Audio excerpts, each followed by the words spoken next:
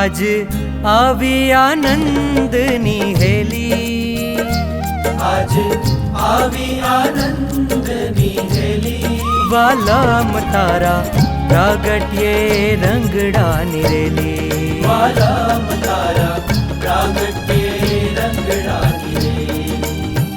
हो रह्या मन मोरलिया गकी, हो रह्या मन मोरलिया गकी, उर आंगणियानी धरती रही छे महकी, उर आंगणियानी धरती रही छे महकी। हो आज आविया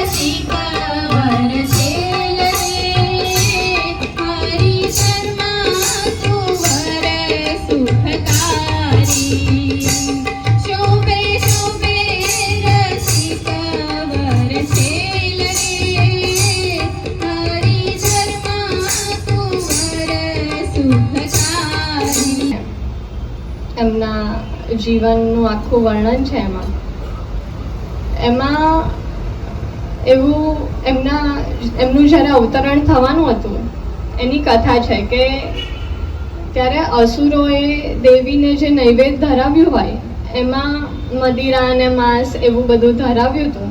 એનાથી કોપાયમાન થઈને દેવીએ એવું શ્રાપ આપ્યું હતું કે હવે તમારો નાશ નિશ્ચિત છે. એટલે કાલિદત્ત અને જે ભગવાનની લીલાઓ આપણે સાંભળી છે તો એ અસુરોમાંનો સરદાર કાલિદત્ત એમને થયું કે હવે તો દેવીએ શ્રાપ આપ્યો છે એટલે આપણું પતન નિશ્ચિત છે. કારણ કે દેવીએ એવું કહ્યું હતું કે ધર્મદેવના ઘરે જે બાળક જન્મ લેશે એના દ્વારા તમારું વધ થશે.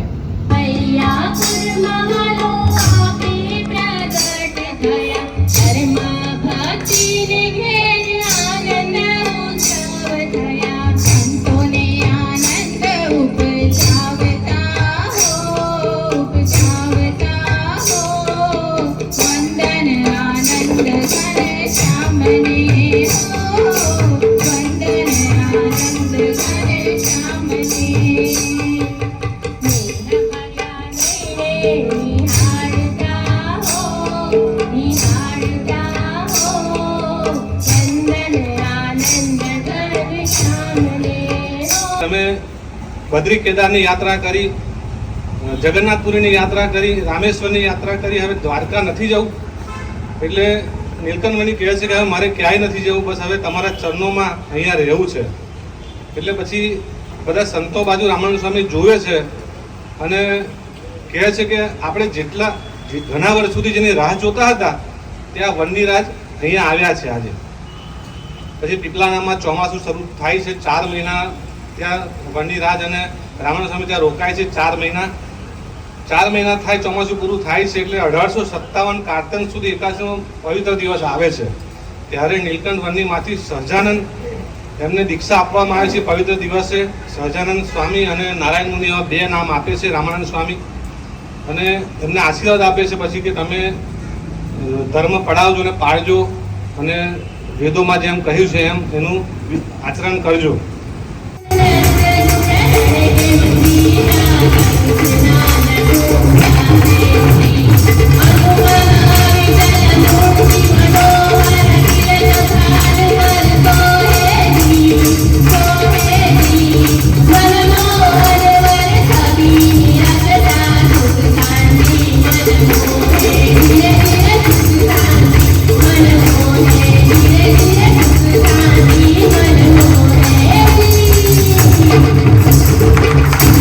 શ્રાવણ મહિનાની એકાદશી હોય છે ને એકાદશીને દિવસે ત્યાં મેળો હોય છે.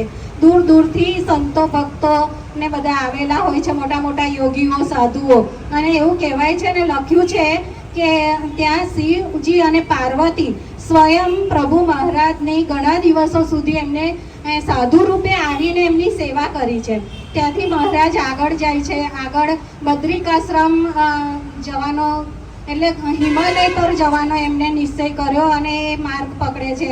ત્યાં બદ્રિકાશ્રમ એ ચાલતા ચાલતા બદ્રિકા વનમાં જાય છે અને ત્યાં આગળ જે નરનારાયણ દેવનું એમને બહુ તપ કરેલું હોય છે. ત્યાં આગળ બદ્રિકાશ્રમ એક પગે ઊભા રહીને એવું કહે છે પોતાના 50 વર્ષ અને 1.5 પહોળ સુધી એમને તપ કર્યું છે. અને એ તપના ફળ સ્વરૂપે ભગવાન પોતે પૃથ્વી ઉપર અવતાર ધારણ કર્યો.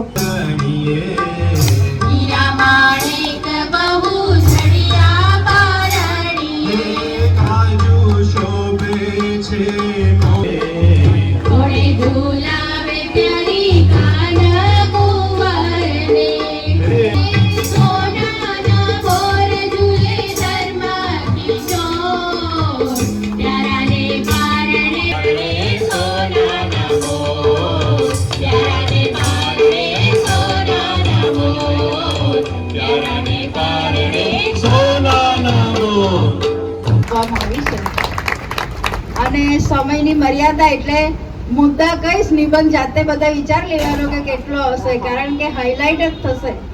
અને બીજી ખાસ વાત, આપણે પેલું વોઇસ ઓફ મુકેશ ને રફી હોય છે ને, એમ વોઇસ ઓફ યુવતીઓ અને ભાભીઓ છે, કારણ કે એ બધા અહીં આવીને બોલવા એમ કે ના તમે વાત કરજો, પણ હું ભાવ એ લોકોનો વ્યક્ત કરું છું જે એમણે યુવતી સભામાં ગુણગાન ગાયા હતા.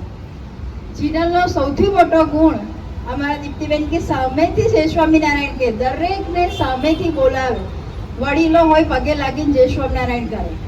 અને એને સેવા સોંપી હોય એને આમ એને બધાને હેન્ડલ મેનેજ કરવાની સેવા હોય, અઘરી સેવા છે, પણ સાથે ને સાથે રહે. એવું નહીં કે ખાલી બધાને મોકલી દેતી હોય સેવામાં કે એવું, બધાની સાથે. જીનલના મહિમાગાન કરે છે ના, આજે એવું નથી. હું મારા બે યુવા મિત્ર પૂજ્ય રુચિર અને પૂજ્ય કૌશલભાઈ માટે ઉભો થયો.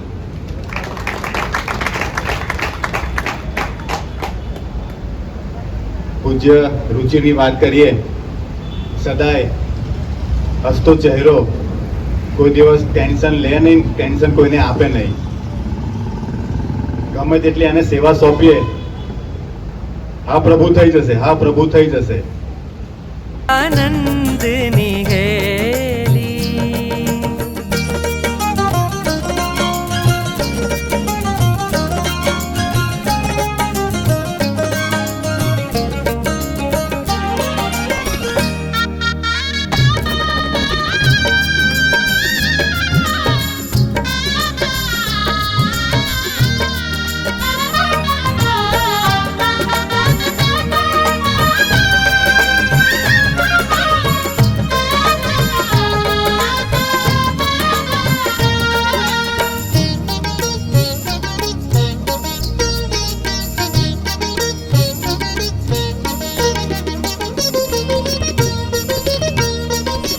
ચૈતન્યનો વેપાર કરીને પ્રભુ ચરણોના કીધા સંગી. ચૈતન્યનો વેપાર કરીને પ્રભુ ચરણોના કીધા સંગી. મુક્તોને મહિમાના રંગે પ્રેમ વહાવી દીધા રંગી. મુક્તોને મહિમાના રંગે પ્રેમ વહાવી દીધા રંગી. કરુણાના સાગર તારી કૃપાએ, કરુણાના સાગર તારી કૃપાએ મહાત્મ્ય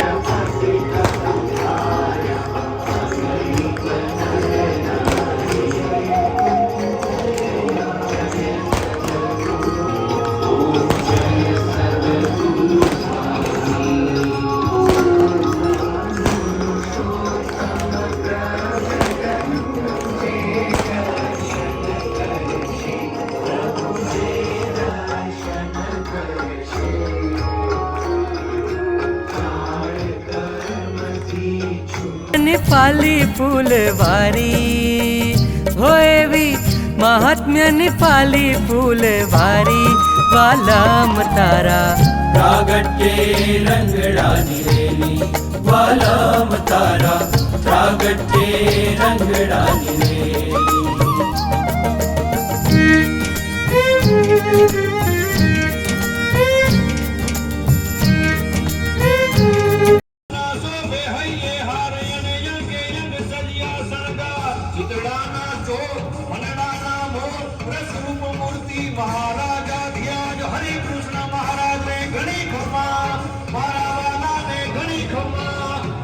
शोभा सागर श्याम तुम्हारी मूर्ति प्यारी रे शोभा सागर श्याम तुम्हारी मूर्ति प्यारी रे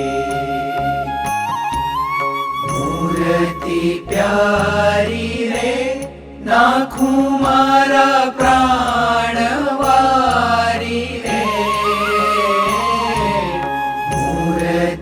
प्यारी रे नाखूं मारा प्राणवारी रे शोभा सागर श्याम तुम्हारी